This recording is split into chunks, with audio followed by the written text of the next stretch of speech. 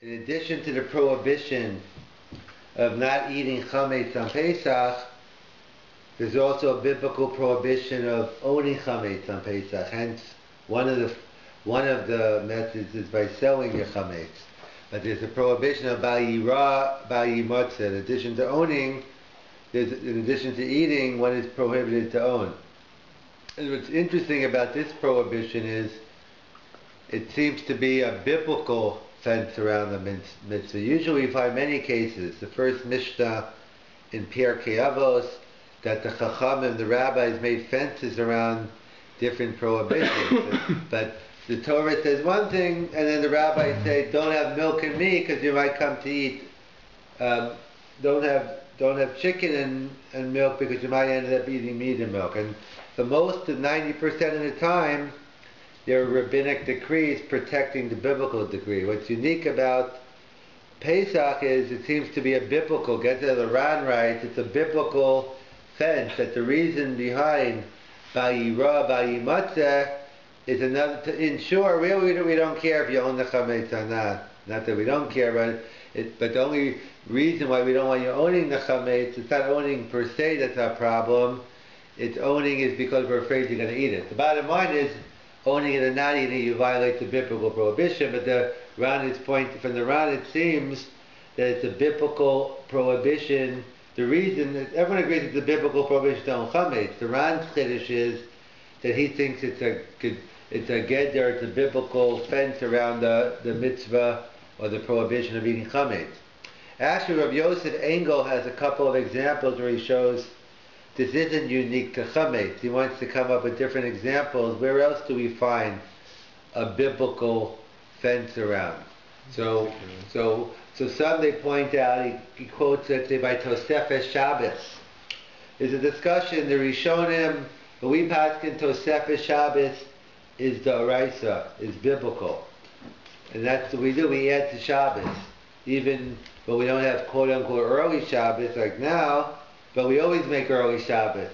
When we light candles 18 minutes before sunset, or in Yerushalayim, the minutes 30, 40, whatever the minhagim are, but we bring in Tosefes Shabbos. So he quotes some Rishonim who say that the reason behind Tosefes Shabbos is it's a biblical geder. We want to make sure. The rabbi said, lighting candles or 18 minutes before. But they brought in the concept of Tosefes Shabbos to ensure that you don't end up violating Shabbos on Shabbos. You do, if you end up violating, it'll only be Tosefes Shabbos. But he claims that's also another example of a biblical offense. Other examples as well, they point out. It's interesting because Tosefes Shabbos would be Chiyuv Skila. They're actually making it into Shabbos. Right, but Tosefes, but we don't assume there's a skila on Tosefes Shabbos. If you make Shabbos early, you don't assume it's skila? I mean, I assume, I thought I only thought on Shabbos proper. You thought even if you're bringing Tosefes, or if I keep Shabbos later and Shabbos is over it, I'm chayav skila. It's still, you violate whatever time it is, whether it's the right, the Drabanan, but I didn't think the onus was there in terms of... I just took it as Davar Pasha that once you make it into Shabbos, right, that gets into the whole. That gets into the whole Machlokes Taz and Marshal. What it could tie in.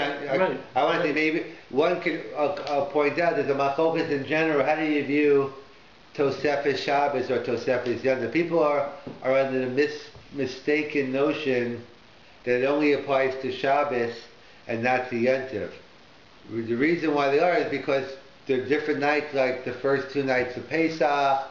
We have Shmini Atzeres. There are other technical details why we don't bring in Yontif early. But fundamentally, there's a mitzvah to bring in Tosefes Yontif applies just as much. And therefore, let's say Shvi Shel Pesach, there's no reason in the world, that there's no mitzvah of Tosefes Yontif. So they point out that people. But fundamentally, you could bring in Yontif, but people only on some nights you can't for detail reasons. So there's a general machlokes in the Achronim. They quote the Taz and Marshal, but many other people involved. how do you view it when, let's say you bring in Shabbos early this week. So what's pshat? Is it pshat that it's still Friday, except there's a special mitzvah of Tosefes Shabbos that we let you do Kiddush, there's certain mitzvahs, or, you know, the Yitzhak Malachah might give, it's not really Shabbos proper. Or do I say, it's like the Taz writes, Mocha Mamish. Do I say, it really becomes like night? I view it as nightfall, and therefore, therefore it's like the next night. The classic case comes up on Sfiras HaOmer. That Sfiras HaOmer, let's say, will come up after Pesach, and let's say you have an early minyan, and let's say you finish davening Ma'ariv, and it's still light out. So, and then you remember, wait a second, I forgot to count. Is that today I forgot to count, or I forgot to count yesterday? But the bottom line is you haven't counted the day before. So the question, is it too late? Tosefes Shabbos, so it depends. If you assume, like the Taz, then Pashtus would be too late. It's Macha Mamish, and therefore it's the next day. You know, the question is, then you could still say, is that what the Taz means or not? But at least you can entertain the question according to the Taz, and it's too late. But according to the Marshal, or the other, it's just taking in certain mitzvahs early, but we're not changing, we're not transforming the day. So according to the opinions that say it's like nightfall, then the Rabbi has, then, you know, one can entertain and discuss the possibility. Do all the halachas apply? If I'm machal Shabbos, if I desecrate Shabbos during Tosefes Shabbos, do I view it the same? Then the discussion could get off. I thought the answer was no, but then you know, I can already see some people saying if you work with that mahalach, then there's what to talk about. But I thought that I always wondered about it, and then, you know, I think either I checked into it and looked, and I think I concluded. Yeah, I think I concluded that you're not. Yeah. But that would, you know, but that would color between whether it's Rabbanan or Deraisa. No, but I'm saying either way you wouldn't be. I mean, if it's Rabbanan, you could sit there and say that Sefer Shabbos is only Rabbanan, and therefore you're not over. Oh, you mean in terms? Yeah, but even if it's Deraisa, you don't necessarily have to say it's Skila. You could say Skila is limited to. No, right, but then it would seem that if you're making a chilik the same way as by what you're saying over here by need, like, you know, by other things we take the isurim of the syogim deraisa is not the isur deraisa. It's not the, you know what I mean? Right, you take in that shia. Right. But that's right. You could, or I'm saying, like, whatever the reason is, you can't make Pesach early, even according to the, you know, unless we're assuming even according to the Taz, for whatever reason, you can't. But even though you still can hold Tosefes Shabbos makes a Layla. So that's the question. So that's another example where Pesach is an example that you can't own, according to the Ran, that is Pashas, we assume independently you can't own Chametz because you can't own Chametz. Because the Torah is because Chametz is a severe penalty, so therefore we make many Gedarim, and one of the prohibitions is also owning it. But the Ran's Chiddush is that the Torah is going out of its way to show how serious owning Chametz, or how serious eating Chametz is on Pesach, so much so that you can't even own Chametz. And that's why some Acharonim say this similar by the prohibition of cooking milk and meat. So what are we? So obviously we know it says it 3 times in the Torah, and we're not once the prohibition of cooking it, one the prohibition of eating it, and one the prohibition of getting benefit. So what is the primary concern? Is it an Isser Achila worried about, or the Isser Bishul? Because the Torah writes it in Lo Savashel. So some Achronim want to say, really we're not concerned, the cooking we don't really care about so much. The main concern is eating it, so we tell you not to cook it, so you can't come to eat it. But if you learn that way, which is the point of contention, it's another example where the Torah is making a biblical fence around it. It's interesting. They say in the name of Ramosha Soloveitchik, that's the Rav Yoshivia's father, the one from Boston. Speaking of Boston, New York, that big rivalry. They're from Boston. Was his father? It was Ramosha Soloveitchik in Boston. I was the Rav. Did he? No, was his, okay, this the Rav was the okay. So they claim. I think it came up in the at YU, it came up in the science lab. They were doing experiments. I guess that's what you do in a science lab. And I guess somehow they were mixing what they were going to. There were milk and meat ingredients. Not something edible, not something they were going to eat, but somehow the ingredients of I think so they say they asked Rav Moshe Soloveitchik, and apparently he said it was okay. Assuming that it's true, but that means he's working with this mahalach. That really the main thing isn't the cooking. The cooking is, I guess, somehow he's darshin on time in the crop. Pashas, it still should be usher. But Rav Moshe Soloveitchik, I don't know all the details, but he's clearly working with this mahalach, this root, that the only problem of cooking is the eating. If you're cooking something which is not edible, so then, at least in this specific case, he felt papashas, and it should be a problem because it's an isser of bishul, but along those lines. So not the isser bishul isn't creating a chila. Right. The issue, it can still be the focus of the isser bishul, but the fact is it has to be milk and meat, and milk and meat is right. That's the way Rav Moshe is learning. It has to create a chaticha of a achila in order for it to be prohibited. It's still in the noichel. It's not the. Right. It has to be right in terms of to be classified, right? Because if it has to be something fit. Because we have a general rule, something that's not roy la'achila, even if I'm eating treif, but if it's not fit for consumption, most of the time it's either a rabbinical prohibition or permitted. I can't violate a biblical prohibition eating treif that's not cooked. Something which isn't the normal way. I don't mean sushi. That there's some crazy people who eat sushi, I hear, and I'm not talking about those people, but I mean the people it's the stuff you have to cook. So actually, that's the chiddush of the prohibition of bugs, because I would have been bugs. So bugs are never an issur deraisa then, because so that's the chiddush HaTorah. That even though bugs, which normally I guess it depends where you live, maybe I remember one of those. Like in one of these Steve McQueen movies, how he goes back 30 years or whatever, they're eating cockroaches that was like a delicacy. So I guess either you could say the Torah is talking about those kinds, but let's assume normally they're not fit for consumption. But the chiddush HaTorah is, it's still an issur deraisa when you eat bugs, even though it's an exception. But the rule is it has to be fit for consumption. So perhaps that's what Rav Moshe is saying here.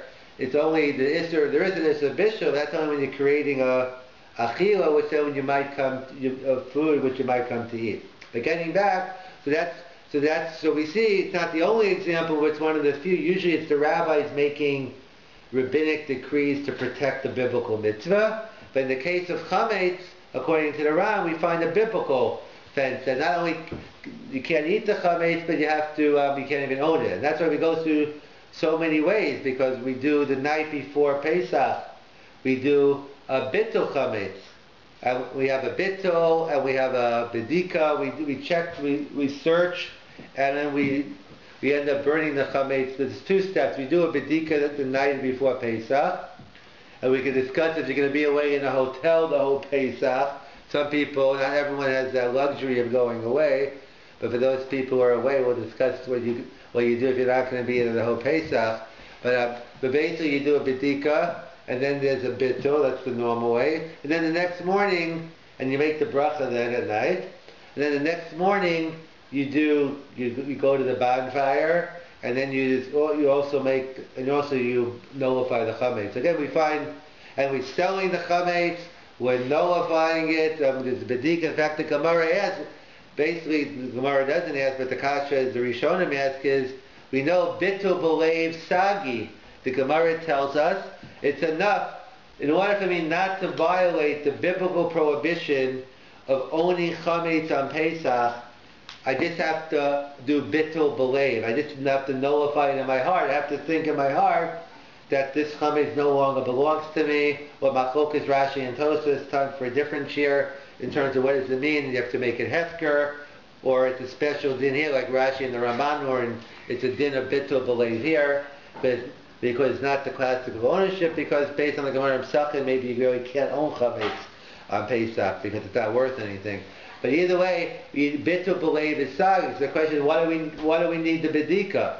If it's enough on the biblical level to just nullify it right here or right here, if you're a head person or you're a heart person, wherever you're nullifying it, then why do we need the bedika? So we show them talk about, because the concern is Number one is anytime we do something with our mind alone and not action, so Chazal or rabbis are always very concerned that maybe you don't mean it fully. So if you have the chocolate melt away in front of you, or you have that pastrami from New York, well, pastrami probably okay, but on the nice club bread, to get the chametz in there, and you're saying I'm nullifying it, you might be saying it like some people feel about the schnapps.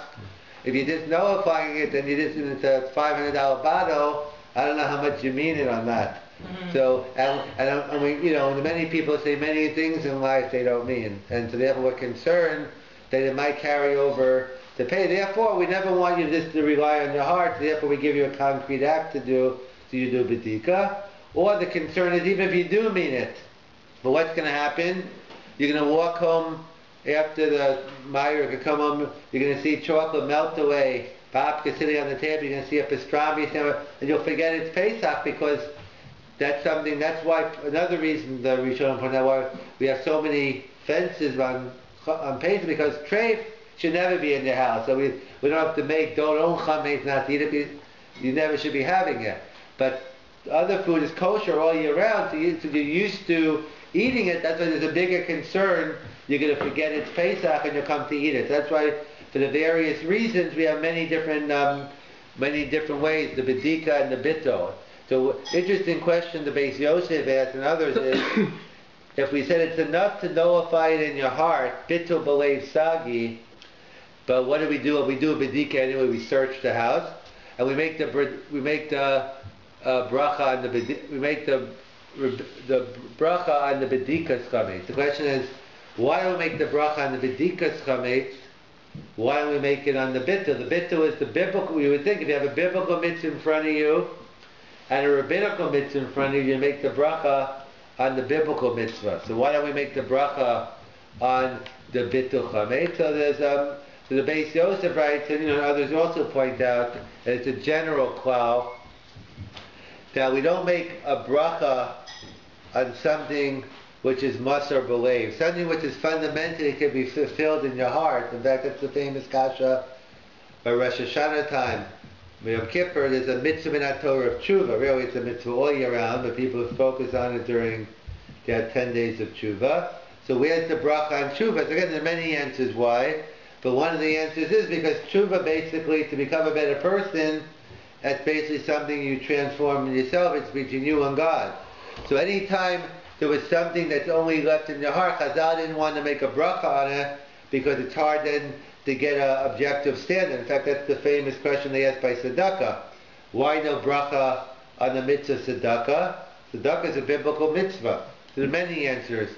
But one of the answers given as well is that since, and the way the Rishonim and Ramah seems to write as well, that one has to be careful for tzedakah sometimes by actually thinking in your heart, you're committing to it, so you might be obligated. Let's say, the classic, let's say they're having an appeal in shul, and they're going around collecting for whatever, and, let's say, so usually they don't go for silent appeal.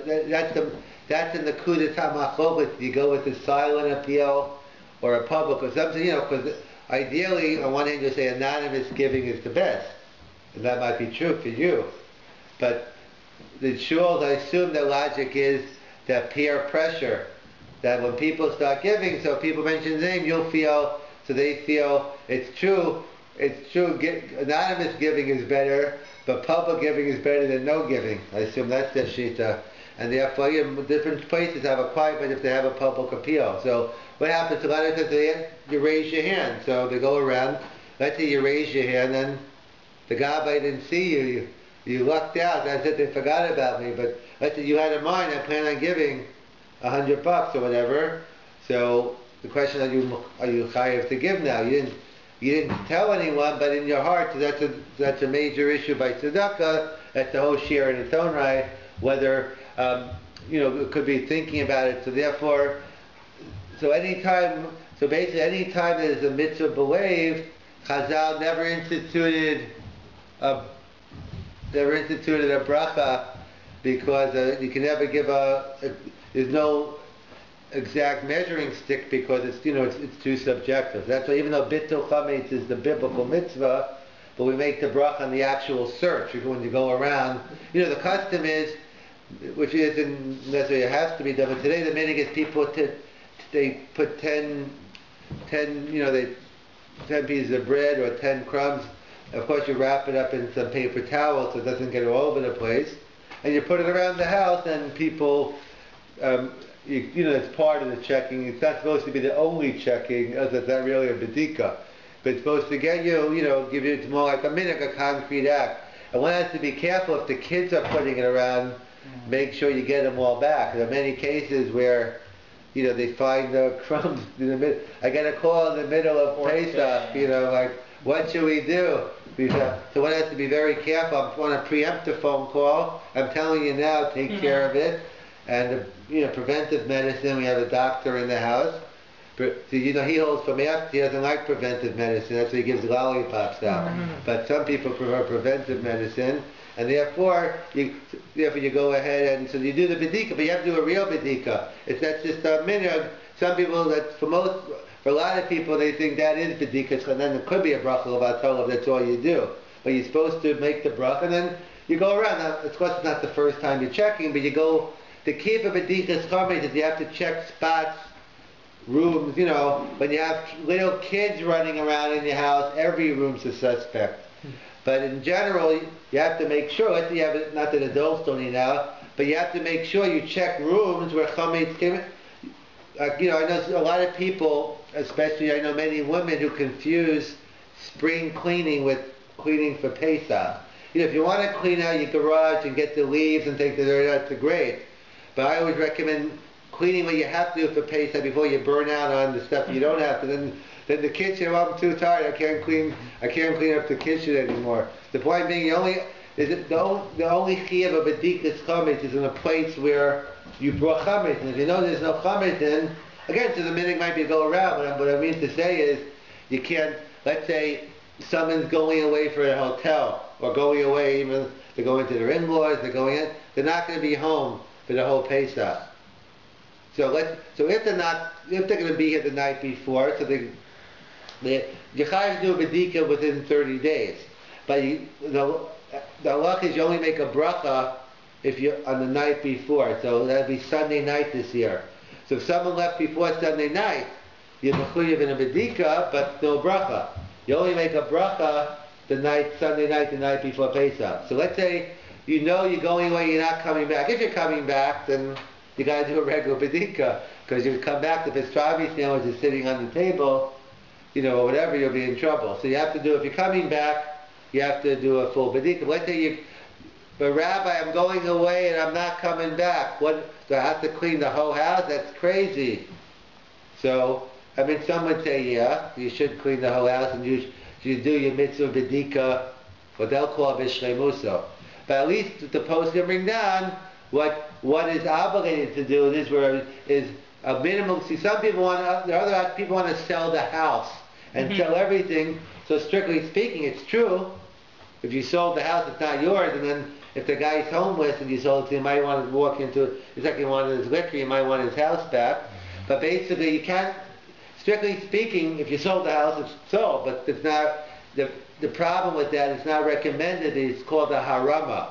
It's called, you're making a legal loophole, even though mechiras chametz in general is a form of harama, but the Chacham already spoke about. But what we're doing here is, if you sell your whole house, you're avoiding the mitzvah of the bedikas chametz, whatever the mitzvah might include, of tashbis, or whatever the mitzvah is, and therefore you're doing a harama on a mitzvah saseh, on tashbisu, and therefore the poskim don't like it if telling Yehoah. What they recommend if you're going to sell it is at least leave one room open, and then what you do is you do a bedika in that room Sunday night, and then you could be yotze with that. It's not the ideal way, but it's definitely good. And that's what I'm pointing out. But it must be a room where chametz was in. This is where I'm getting at. Because then if you pick a room where there was no chametz in, then there's no chiyuv to check, and it's a bracha l'batala. I'm just pointing out, it doesn't have to be the kitchen, but make sure it's a room where people brought food in, they ate there, and it's a room that really is obligated in checking. So, many times people want to go behind the fridge and pull everything out. It's great. But that's spring cleaning. If there's no concern, every day you don't pull your refrigerator out and take it. We don't have to worry about chametz behind the refrigerator. It's something you can't get to. It's not a concern. So the point being is take care of stuff you have to do, and then you could call hamarbe, areza meshubach, or this is called mosif gorea. We can discuss that. But you have to at least do the minimum of checking the chametz, checking for that room. That's what some recommend in terms of you going away. So if you're going to sell, the house, leave over one room in order that you could actually do a real bedika. But let's say somebody's actually not going to be home here. They do the bedika, the same thing, but without a bracha. And depending where you are Sunday night, if you're in the hotel the night before, if you get your hands on some chametz and you bring it into your room and eat it, then that's a room that's chayiv in bedika.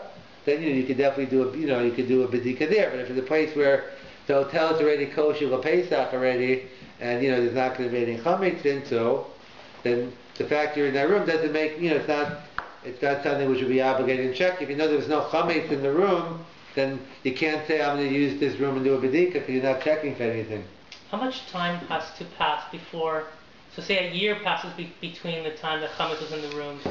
So I still have to say, I never ate. Once Pesach. So you're saying from last Pesach, and say I knew there was chametz in this room 2 years ago, but since then this room hasn't been used, and now I'm going to use it for Passover. But I know that at least no one has eaten here in 2 years, so I have to keep in this room. As long as there's no concern that there's any. There could have been. No, but you're saying it's 2 years. It's been 2 years since this room has been used. But 2 years ago, so I'm assuming you checked it then. So when you checked it for chametz, it hasn't been checked. So I think it just nullify itself after a long time. Is my question. It decays. No, it depends what it is. So I'm saying So if it's cereal, it could last for a while. So obviously if it's not food anymore. Right. If it's not edible. So it's nifsa, so it wouldn't be a problem by your matzah. So I wouldn't have to check it. No, I'm saying, but that's after the fact. I'm saying you can't. If you don't know, you have to. You tell me, if it comes after the fact, you're right. You didn't violate by your Rabbi, but it's not something you should guess on if there's a concern. Yeah, but if you know it was something that spoils in 3 weeks and it's been sitting there, you might not want to go into that room for other reasons. But I'm saying in terms of your problem with chametz, you're probably okay. That's no issue with most of the medications, and that in general people are machmer on chametz, and that's the COR list. All those things, and it's okay. If you want to be machmir, call kavod. But many of the medications, especially in the pills form, liquids in general are more of an issue. But depending on what it is, but most of the stuff is nifsol anyway. So strictly speaking, it's not a problem. Some want to get into whether it's whether someone would drink some of the shampoo with the wheat germ in it. And a lot of stuff you can buy before Pesach, you're okay anyway, because it's probably bottle beforehand. But in terms of taking, in terms of medications and vitamins, that's more of an issue. Medications, obviously if it's a medication, a life and death issue, obviously you take it, you're allowed to eat chametz on Pesach if by not doing this it's in danger. But I don't know I don't think the pills anyway probably have chametz in it. And there are different lists. But in terms of that, there's a discussion whether if you take something for medicinal purposes, or vitamins are a bigger question, because the question where the vitamins fit in, is it food or medicine, or neither? So that's the question whether you say akshavei or not, and in terms of also in general, do they have to be kosher? Ideally we always try, it's a discussion in the Rishonah, so if we can, we always try to have kosher medicine. You live in Toronto, it's usually easy to find kosher vitamins. But if it's a vitamin you really need, and let's say it's not accessible, so probably make a din, that's also probably okay, depending on what not just taking a vitamin, because Dr. Oz said so on the TV or something like that, but if you actually go to the doctor and it's something, real supplement you actually need, so then, in terms of, every specific case we could ask on, but most of the stuff a lot of this stuff is nifsol. It's just a lot of it. It's just when the people have, kosher Pesach toothpaste and all that. So again, if that's your minute, continue it, but probably make your in. A lot of stuff is not a problem, not a problem to begin with in terms, just opening up a new container and that. But it all has to do with the halachas of nifso. So that's something, that basically you would violate by yirah, by your matzah, because if it's not food anymore, it's not a problem. So that's what they say. That's what they do. They go ahead. You do the bedika the night before, and then, as they point out, they go ahead and they put it. And then we do another bedika. We do a bito, and then and then the next morning as well. And then there's halacha. Then we know so the next morning. So the Yisr Alamanig, the Yisr Chametz kicks in right away, whatever. So strictly speaking, you eat up into the 4th hour, whatever the time is, we could look it up.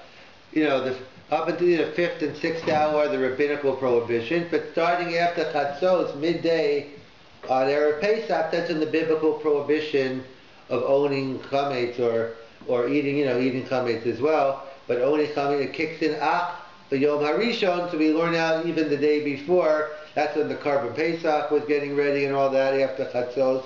So it's kind of like a yontif. In fact, so much so, it's an interesting question by Avelis, that normally, let's say, you have a funeral on a Friday, so Friday morning, you have the funeral, and you go and you sit. Strictly speaking, Friday afternoon is a regular day of Avelis.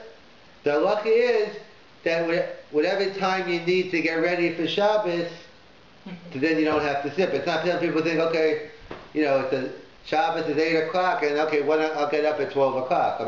But basically, it's the regular shivan. There's nothing special about Erev Shabbos in terms of shiva. You have to sit whatever time you need to get ready for Shabbos. You stop doing it, and so there's an issue. And Shabbos anyway, we have avelos on Shabbos.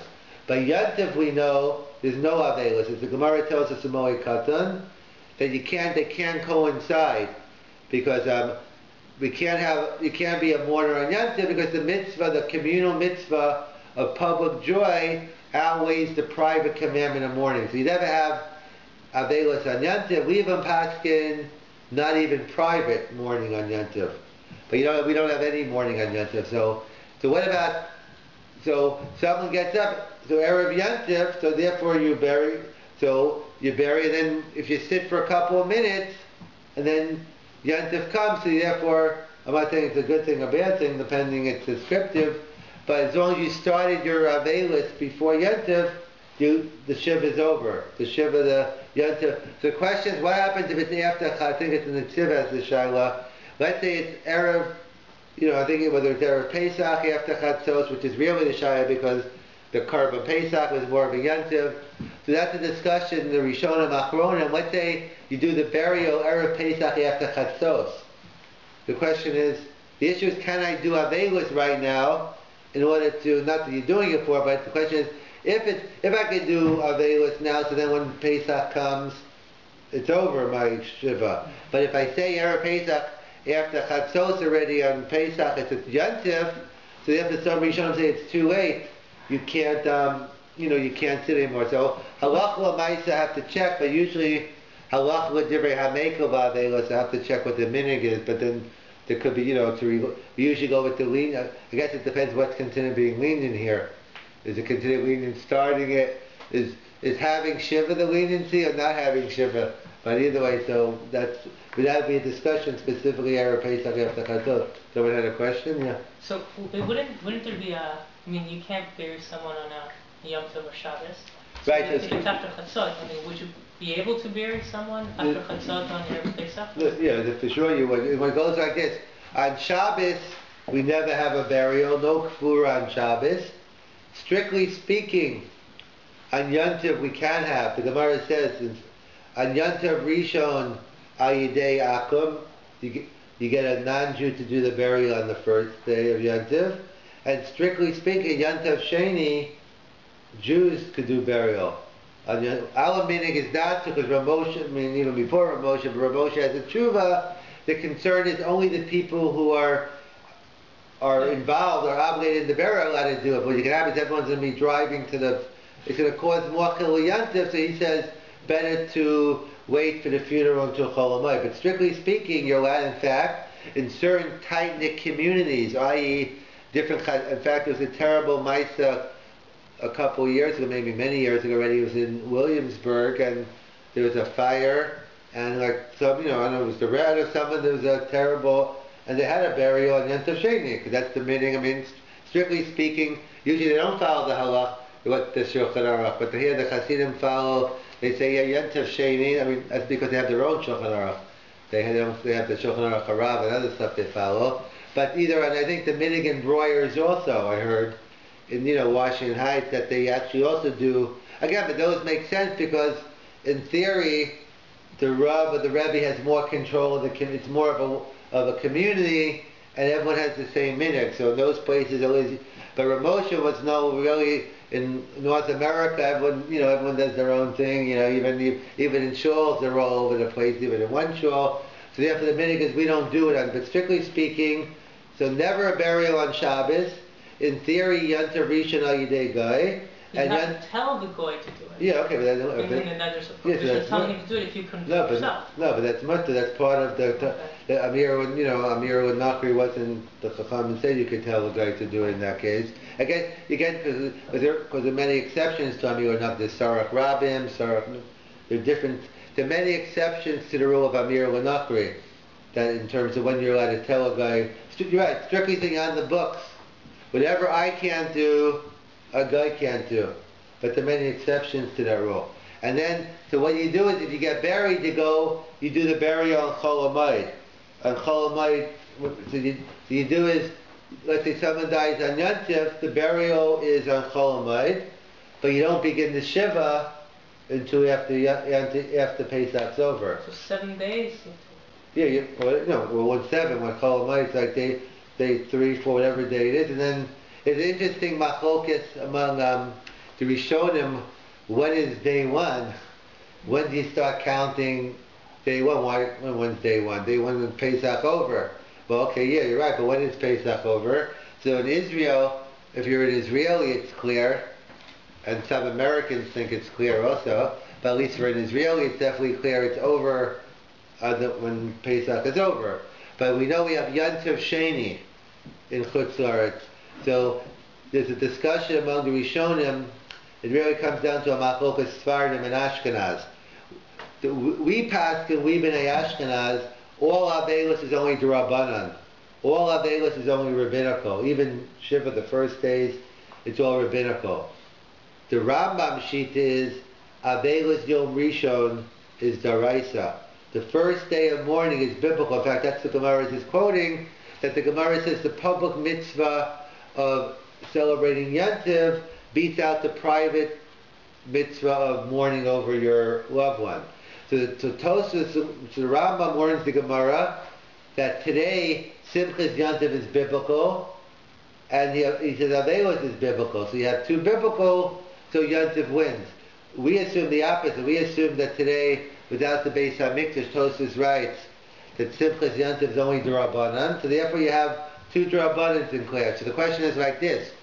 So Yom Tov Sheni is only D'Rabbanan according to everybody.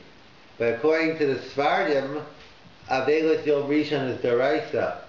So the Gemara talk about you have a public biblical mitzvah beating a private biblical mitzvah according to the Rambam, or according to Tosfos, according to the Gemara. You have a public rabbinical mitzvah beating out. You have a public rabbinical beating out a private rabbinical mitzvah. But the Kazayla is what about here? You have a public rabbinical mitzvah of celebrating Yom Tov versus a private biblical mitzvah of observing Avela. So what gives? So that's a major machlokas in the Rishonim. According to us, the question doesn't even get off. There's no conflict. But according to the Sfardim, so those are different sheets. And do I say what wins? Do I say a mitzvah derabim, a public rabbinical mitzvah beats out a private biblical? Or do I say no? Do I say a private biblical beats out? That's the whole Gemara in Brachas that Rabbi Eliezer he walked into shul and he only had 9. But unfortunately, he brought his Eved Kanani with him. Again, Eved Kanani isn't this. it's not the slaves that Lincoln freed. We don't believe in that in Judaism, but it's a special status. He's a quasi-Jew. All he is lacking. He goes to the mikvah and he becomes a full-fledged Jew. So he went ahead and he freed his slave and he had his minions. I remember I was giving a shiur actually in Toronto. I won't name the shul. So someone came over to me, and they said, "You're really making me feel bad." I said, "What are you talking about?" He said, what you said in your shiur. I said, "Yeah, I say a lot of things in my shiur. It was a 45-minute shiur. I had no idea what he was talking about. Would you be more specific, please?" He said, "Yeah, you said that Rabbi Lezer wanted a minion, he freed his slave. I can assume a slave is very expensive during those days. Like the cost of a car today, 20, 25 now." He says, "I live around the block, I never go to Minyan. And I see how important Minyan is if, maybe that's getting Mussar from the Gemara. That you see how important Minyan, he's willing to free a slave just to have one time, have this, have this tefillah of tzibur. Either way, the Gemara says, but how can he do it? It's an aveira to free a slave, that's a separate discussion. So the Gemara says, mitzvah shanim, he's doing it for a mitzvah. Oh, so it's okay to steal my matzah for Pesach? I'm doing a mitzvah? No, mitzvah ba'avera. I don't care if you're doing a mitzvah. You can't do it. You can't steal. You can't do. The Gemara answers, mitzvah derabim shani. A public mitzvah is different.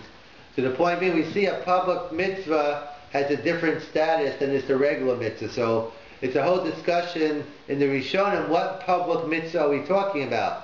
Because the case was he violated a private law. He freed the slaves. It's biblical, but it's private. So the Gemara says mitzvah derabim. What kind was it? If it's a mitzvah derabim derabanan, so we seem to have a proof that a mitzvah derabim was that in the case of avelis, you wouldn't have avelis. Or if you learn, so it depends if you learn not like the Rush, because the Rush says, "Don't tell me." You know what we're talking about? Parashat Zachar. You know what it was? It was Pum Shabbos. I know what you're thinking. Are you allowed to free a slave on Shabbos? That's a separate shiur about perhaps to be mafker on Shabbos is okay. But it was after Shabbos, Parashat Zachar, and he was freeing his slave. And that, but the point being is, can you free a slave of a kind through Hefker? Well, that's what he was mafker. That's part of the discussion, right? He was mafker. I guess he mafkered everything. He went to the mikveh first. So, but they tied. That's what they asked the question. How could he free his slave? What about kinyanim on Shabbos? So they get into the distinction that maybe to be mafkir, just to release someone, and it's requiring is the problem. That's what the Achronim talk about. But you can mafkir.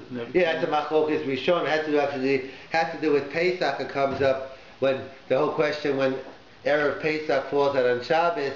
The whole issue of when you could do when you do your bittul and stuff. That's the whole discussion there. That's where it comes up. That's because Tosas right is working. We did hefker, so they asked a bunch of questions on him. We did hefker. So how could you be mafker on Shabbos? So those are one of the questions they deal with, or where's the base din, etc. But they get into that whole sugya over there. But the point being, in that question over there about avelis, that has to do with that. So they point out that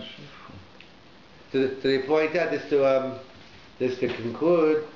I got one thing on matzah on erev Pesach. So we know besides not eating chametz on Pesach on erev Pesach, you can't eat matzah. But that's not on a din d'oraisa. Matzah, we learned the minig is not to eat matzah. Some have a minig starting from Purim, 30 days before not to eat matzah.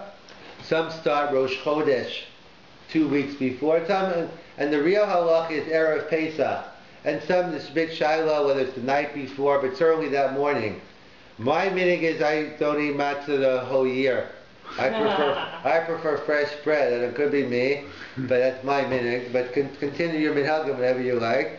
So the halacha is erev Pesach you can't eat matzah. And the Gemara has strong words for someone who eats matzah. I think it's a Yerushalmi even. someone who eats matzah, Tosfos quotes in the beginning of our Pesachim, the one who eats matzah on Erev Pesach, it's ki'ilu bol arusaso b'beit chamav.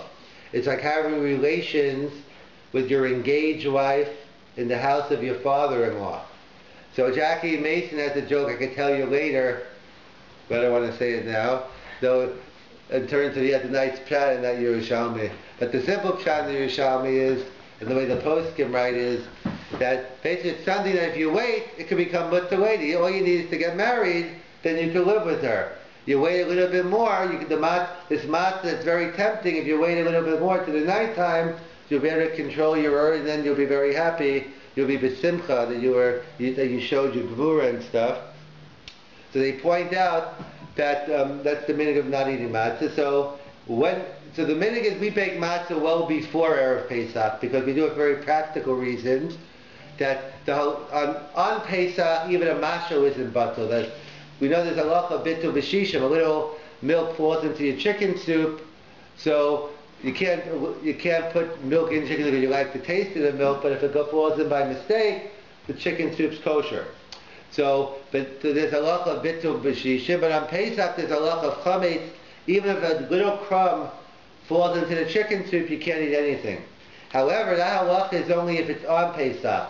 But before Pesach, we assume chametz is batel, but with shishim. So that's why, since with the machine, it's impossible to clean the machines out thoroughly, and everyone has their own cycle. But you probably have chametz in there, so therefore you make it before, it becomes batel, and therefore it's okay, etc. They discussed the question. I'm not going into choser and neir, but it doesn't, for different reasons.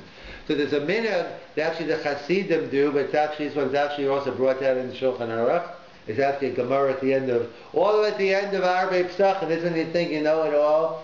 The Gemara talks about the discussion, but there's something called matzahs to matzahs mitzvahs, that basically, they don't think they have a bakery, a matzah factory in Toronto yet, but I know they have one in Brooklyn, they have one in Montreal, and the minhag... This is here. Yeah, they have it here? I think they do. Okay, so maybe Toronto has it.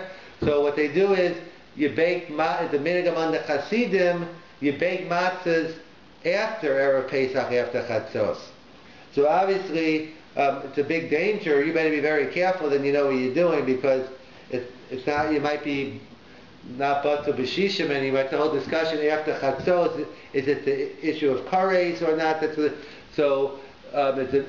a big issue there, but you have to be careful. But why do they bake it after Chatzos? Because it's a Gemara in Arba Pesachim that connects today the eating of matzah with the eating of the Karban Pesach. We have many similarities. That's why we eat it at night. We want to finish it by Chatzos.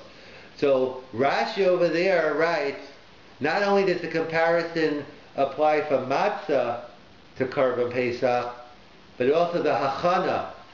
The hachana of the Karban Pesach, we also compare. And it's like they started preparing the Karban Pesach, Erev Pesach after Chatzos, so too we start preparing, that's the ideal time to prepare the matzahs after Erev Pesach. Therefore, they're called, you think regular, as I say ironically, the matzah we use at the Seder is called lechem oni, poor man's bread. I don't know how many poor men can afford $25 a pound. Regular Shemar matzah, it's probably triple or 4 times the amount matzah shel mitzvahs, because it's very hard to get it. So of course, if you can get it, and I should say if you can afford it and you can get it, then it is brought down. It's a good thing to have if you can get it. But that's more among the Chassidim. Some say, what do you mean? What do you do when Erev Pesach falls out on Shabbos? So obviously you bake it before. So the same way it's good before, it should be good that year. So the answer no. That's what some answer. And others say no, because the halach is by karbanos that the yom halach achar alayla or alayla achar yom, and therefore the different halachas, that what you would do is you would bake the matzah leil Pesach. And in fact, that's what people call it old minhag. What they used to do is, where did they get bakeries? They had to bribe the goyim to get in and kasher it, and then sometimes you'd be baking nice, that's real fresh matzah, high out of the oven. You could bake it shunt if you're allowed to cook, at least nilisha v'elach anyway, from a certain point and onward. But there used to be an old minhag where people, even bake the matzahs only al Pesach. But today we try to get our matzahs. Most people do the matzahs well before if you want it to be bato. And although matzah shel mitzvah, I assume they're the experts and they're extra careful, and they make sure that there's no chametz, or they just assume they go with the shitas that it's still bato b'shishim even after chatzos until nightfall.